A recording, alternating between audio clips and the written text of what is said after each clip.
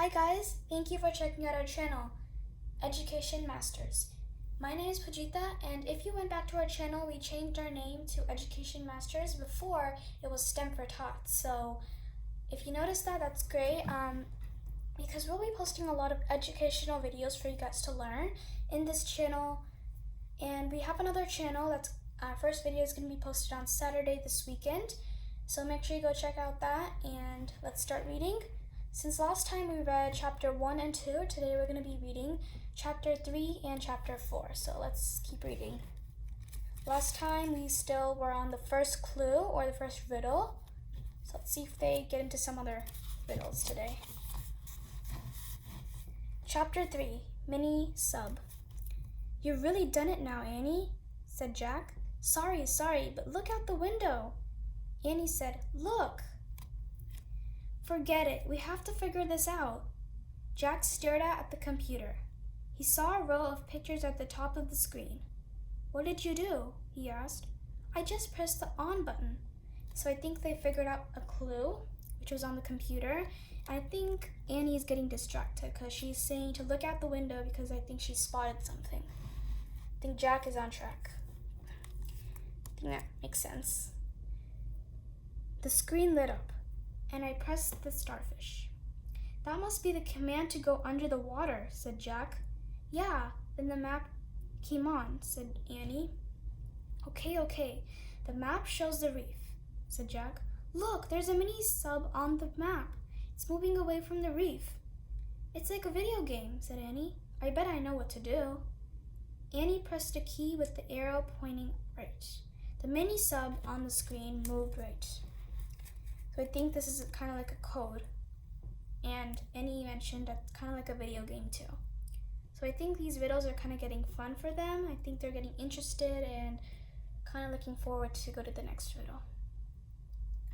"Great," said Jack with a relief. "You pressed the arrow to steer the mini sub. So now we can go back." "Oh no, not right away," said Annie. "It's so beautiful down there. We have to get back to the reef," said Jack. His eyes were still glued to the computer screen. "What if the owners find it's gone?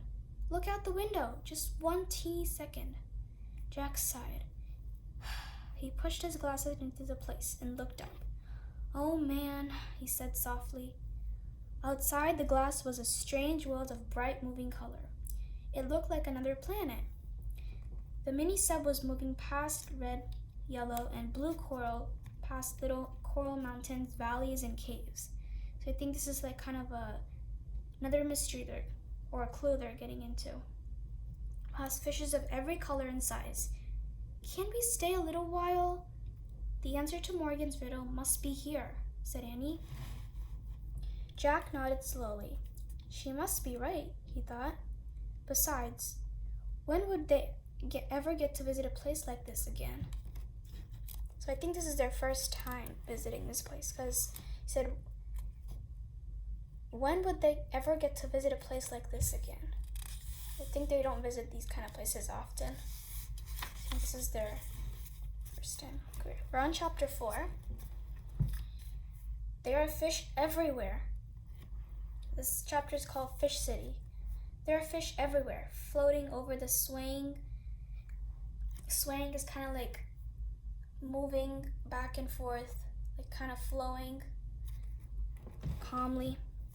Swaying seagrass, eating on the white sandy bottom. So I think this sea is kind of like a calm place where all the fishes move around. I think this is a calm place. But a really different world because there's not much things that you see every day on this sea. Let's keep reading. Eating on the white sandy bottom, peeping out of the coral caves.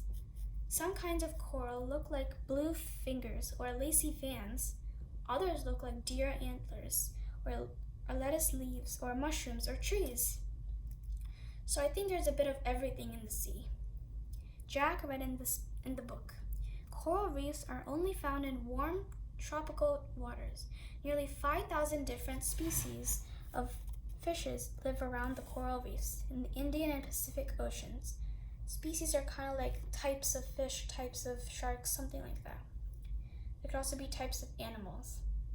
Jack pulled out his pencil and notebook. He started to write a list. So I think he has that pencil and book handy for him to take notes during his mysteries. Coral reef research. Warm water. Over 5,000 kinds of fish. Look, said Annie. The sub floated past a huge starfish, then a pink jellyfish, then a blue seahorse. Jack added to his list. Starfish, jellyfish, seahorses. What is that? Said Annie. Jack saw a creature that looked like a giant pancake with a long tail. So I think they're finding a clue here, a riddle. A stingray, said Jack. He put that on his list as well. And that, said Annie. She pointed at the biggest shell Jack had ever seen. It was as big as a footstool. I have to check on that one, said Jack. He turned the pages of the ocean book. When he got to the page about clams, he read aloud. The giant clam of the coral reef is 3 feet wide and weighs up to 200 pounds. Wow, said Annie. No kidding, said Jack. He added giant clam to his list. So I think he's writing all those animals he reads. I think he's trying to find those animals while his mystery. Dolphins, cried Annie. Jack looked up. 2 dolphins were appearing in the window. They tapped their noses against the glass. Their eyes were bright. They seemed to be smiling. Jack laughed. It's like we're living in a fish tank and they're looking at us, he said. Their names are Suki and Sam, said Annie. Sister and brother. You're nuts, said Jack. Here's a kiss for you, Suki. Annie said. She pressed her lips to the glass as if she were kissing the dolphin's nose.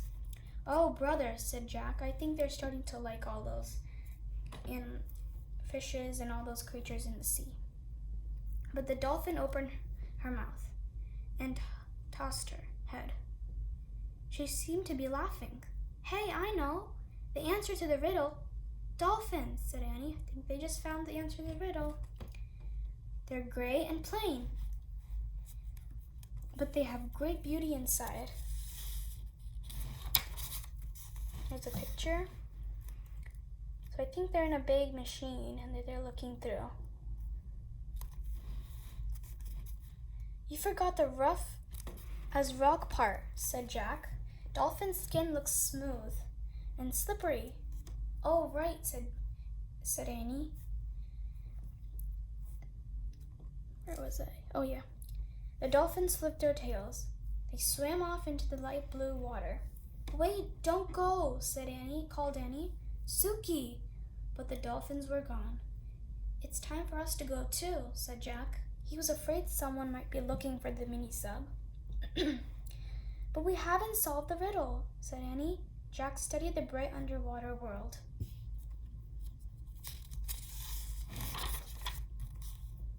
I don't see the answer, he said. There's nothing plain out there. Then maybe the answer's in the mini-sub, said Annie. They looked around the tiny space. I'll check the computer, said Jack. He studied the row of pictures at the top of the screen. He pressed the book's picture. The words ship's log flashed onto the screen. Here we are at chapter 5.